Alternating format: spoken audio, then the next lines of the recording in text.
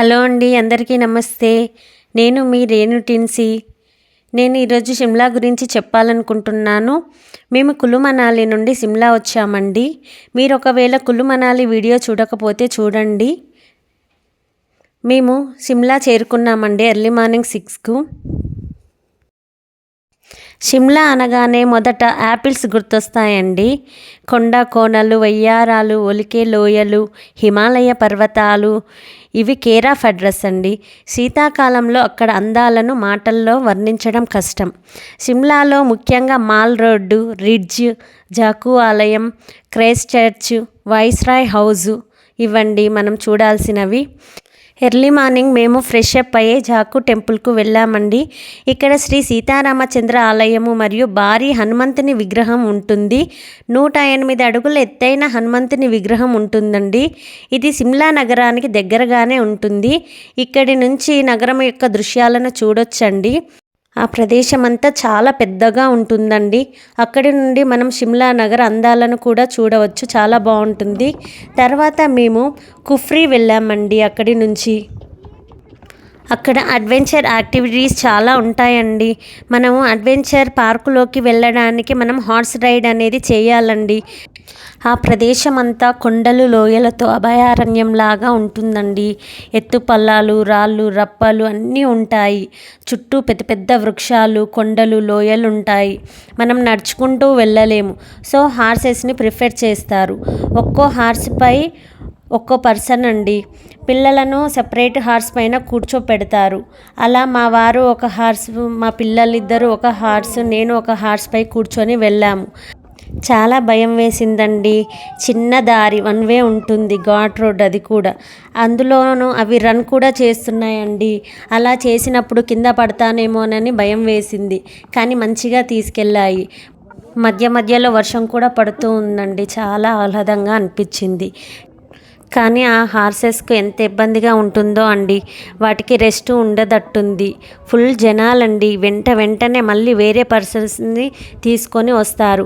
అలా horses handle చేసే వాళ్ళకు కూడా రెస్ట్ ఉండదేమో అండి. ఫుల్ టైర్డ్ అయిపోతారు. ఆ హార్సెస్ని హ్యాండిల్ చేసే వాళ్ళు చాలా గ్రేట్ అండి. చాలా కష్టపడుతున్నారు. మనల్ని అక్కడ దింపిన వెంటనే బ్యాక్ వెళ్ళి మళ్ళీ వేరే వాళ్ళను తీసుకొస్తుంటారు. మనం అక్కడ అడ్వెంచర్ స్పోర్ట్స్ అయిపోయాక మనల్ని ఎవరు తీసుకొచ్చారో వాళ్ళే రిటర్న్ తీసుకెళ్తారండి.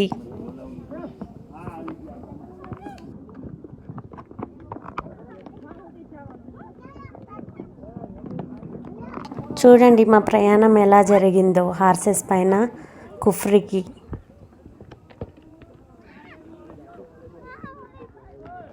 అక్కడ చాలా గేమ్స్ ఉంటాయండి. ఆ కుఫ్రీలో అడ్వెంచర్ గేమ్స్, స్పోర్ట్స్ చాలా ఉంటాయండి. అందులో tobogganing, trekking, yak ride, snowboarding, zip లైన్లు ఇలా చాలా ఉంటాయండి. మేము అందులో కొన్ని మాత్రం ఆడాము. ఇంకా ప్రైవేట్గా కూడా ఉంటాయండి. మనం స్టార్టింగ్లోనే మనకు చూపిస్తారండి ఏమేం ప్యాకేజ్లు ఉన్నాయో. అలా ప్యాకేజెస్ మనం చూస్ చేసుకోవాలి. సో ఆ ప్యాకేజ్లలో కూడా మనకు అన్ని గేమ్స్ ఉండవండి. అక్కడ ప్రైవేట్గా కూడా కొన్ని గేమ్స్ ఉంటాయి. మళ్ళీ వాటికి వేరే అడుగుతారు అక్కడ అమౌంటు. సో మేము అక్కడ తీసుకున్న ప్యాకేజ్లో ఉన్న గేమ్స్ మాత్రమే ఆడుకొని వచ్చామండి.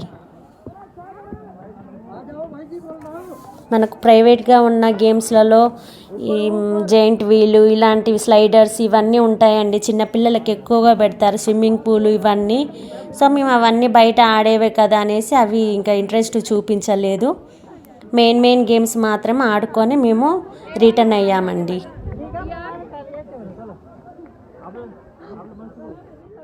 మా జర్నీ ఎలా జరిగిందో చూడండి.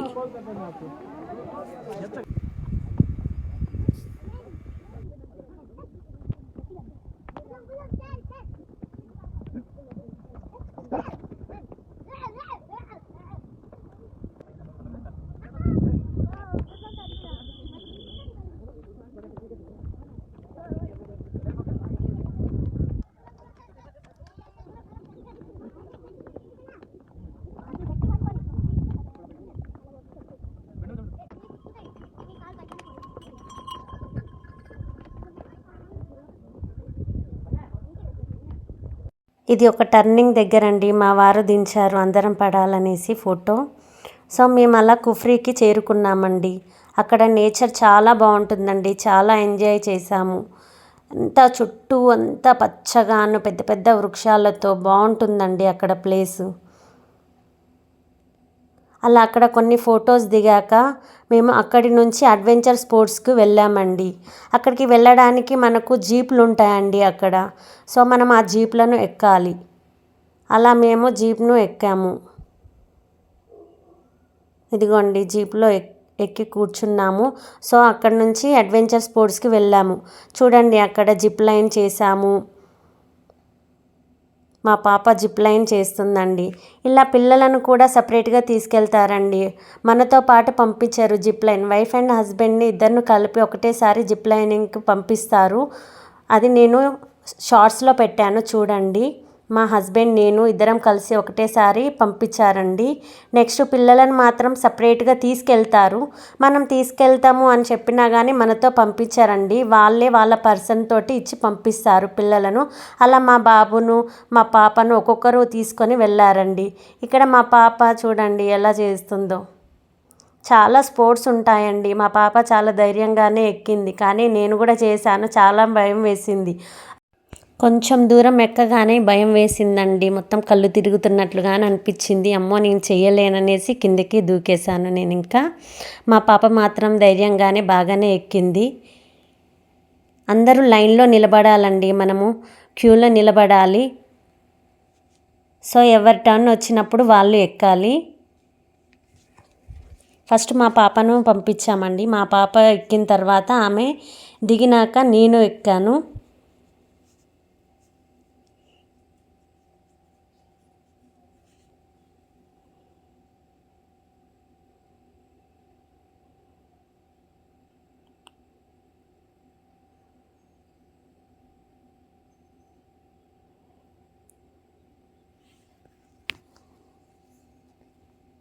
ఎంతైనా పిల్లలు కొంచెం ధైర్యం చూపిస్తారు కదండి, మనం ధైర్యం చూపించలేము. వాళ్ళకి భయం అనేది ఉండదు కాబట్టి వాళ్ళు ఏదైనా చేయగలుగుతారు.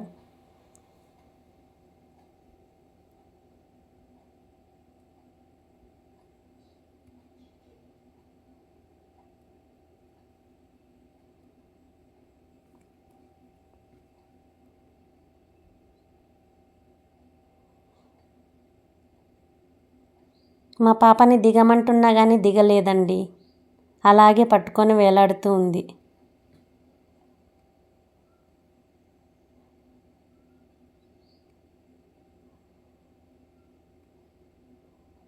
చూడండి నేను ఎంత ఎంత దూరం ఎక్కాను.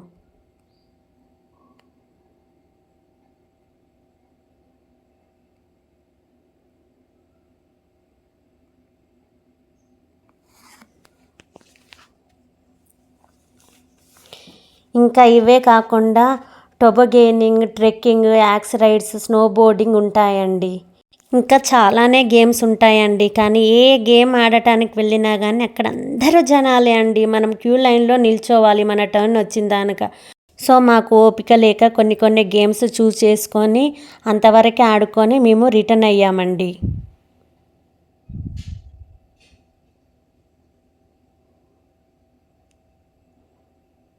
ఇది రిటర్న్లో అండి.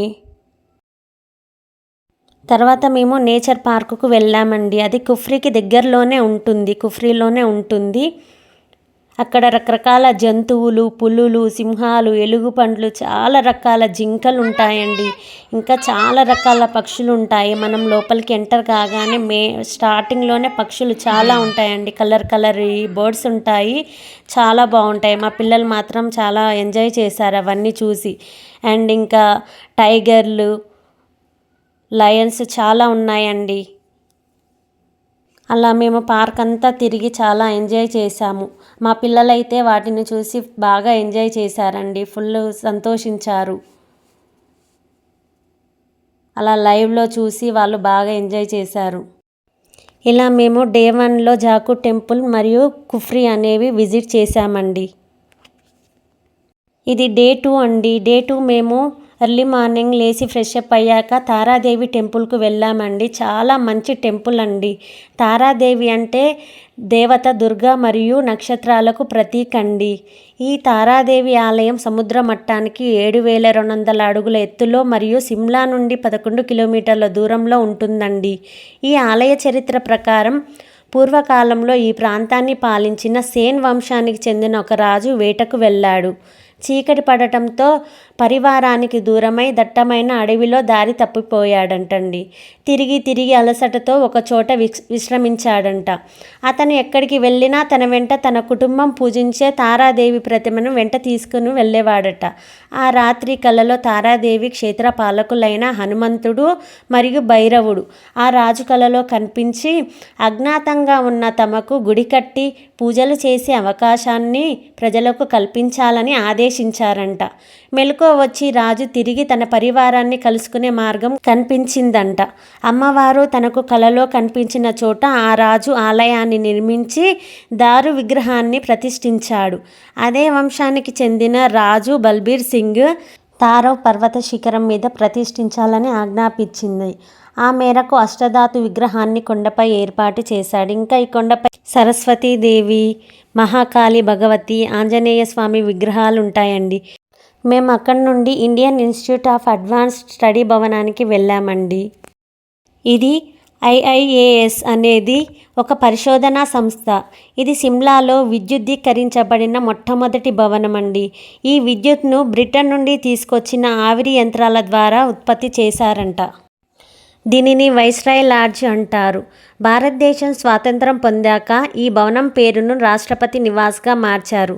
ఇందులో ఐఐఏఎస్ లైబ్రరీ కూడా ఉంటుంది. సంస్థ యొక్క సభ్యులకు పరిశోధనలు సులభతరం చేయడానికి మరియు మద్దతు ఇవ్వడానికి స్థాపించబడింది. ఈ భవనం చుట్టూ పచ్చిక బయళ్ళు, రకరకాల పూలతో ఆహ్లాదంగా ఉంటుందండి. నెక్స్ట్ మేము అన్నన్డేల్ వెళ్ళాము. ఇది ఒక మంచి పర్యాటక కేంద్రము. ఇక్కడ సహజ సౌందర్యంగా మరియు చారిత్రకంగా కూడా ఎంతో ప్రాముఖ్యత ఉంది. ఇందులో golf course, army heritage museum ఉన్నాయి. విశ్రాంతి మరియు పిక్నిక్లకు గొప్ప ప్రదేశము. ఒకప్పుడు బ్రిటిష్ వారికి వినోద ప్రదేశంగా మరియు తర్వాత భారత సైన్యానికి హెలిప్యాడ్గా ఉపయోగపడింది.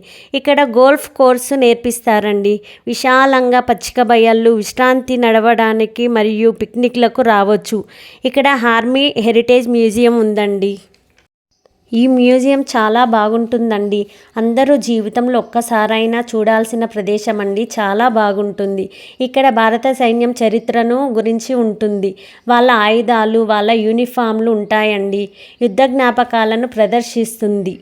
వాళ్ళు వాడే ఆయుధాలు, అమరులైన మేజర్లు, జవాన్లు విగ్రహాలు, వారి ఆయుధాలు, వారు వాడిన వస్తువులు, బ్యాడ్జెస్ అన్నీ ఉంటాయండి. అలాంటివి బయట ఎక్కడా చూడలేము. మరియు మ్యూజియం బయట వాతావరణం కానీ సరౌండింగ్స్ చాలా బాగుంటాయండి. పిల్లలు ఆడుకుంటానికి కూడా చాలా బాగుంటుంది. స్వింగ్స్ ఉంటాయి. చుట్టూ ఎంత పచ్చదనంగా ఎంత బాగుందో చూడండి. లొకేషను అంతా గ్రీనరీగా ఉంటుంది. మనము సందర్శించాక ఎంతమంది వచ్చామో వారి అడ్రస్, ఐడెంటిటీ గురించి రాయాలండి ఒక బుక్లో. అలా రాసి వచ్చాము. అక్కడే దగ్గరలో ఒక టెంపుల్ ఉంటుందండి, గణేశుని టెంపుల్. మేము ఆ గణేశుని టెంపుల్ సందర్శించుకున్నాక ఆ గణేష్ టెంపుల్కు పక్కనే పార్క్ ఉంటుందండి. ఆ పార్కులో మా పిల్లలు ఆడుకున్నారు.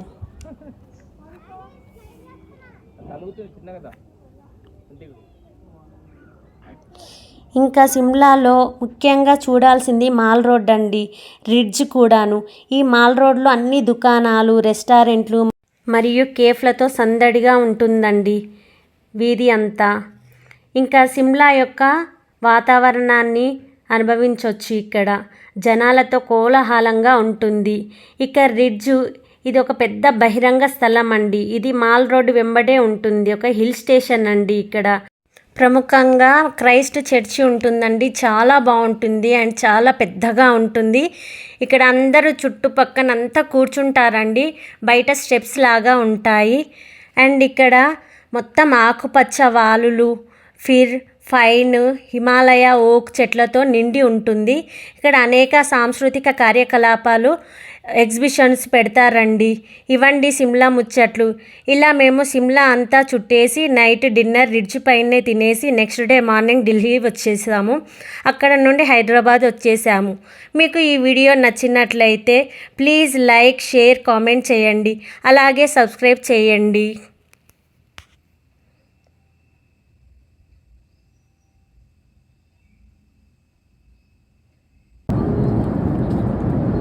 మా బాబు చూడండి ఎలా ఆడుకుంటున్నాడు ఫ్లైట్లో.